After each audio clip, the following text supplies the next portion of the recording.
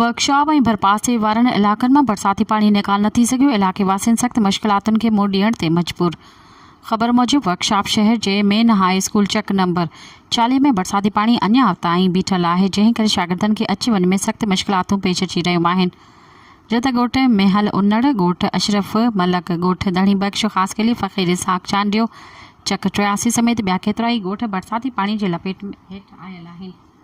High school जे उस्तादनि अब्दुल रज़ाक उन्नड़, जावेद कुरैशी ऐं ॿियनि सहाफ़ियुनि सां ॻाल्हाईंदे चयो त बरसाती पाणी सबबि शागिर्दनि तोड़े उस्तादनि खे स्कूल अचण में सख़्त मुश्किलातूं पेश अची रहियूं आहिनि। हुननि मुतालबो कयो त बरसाती पाणी निकाल कराए मसइलो हल कयो वञे। मज़ीद ख़बरनि ऐं तफ़सीलात लाइ विज़िट कयो असांजी वेबसाइट www.awamiNewsHD.com ऐं ॾिसंदा रहो अवामी न्यूज़ HD।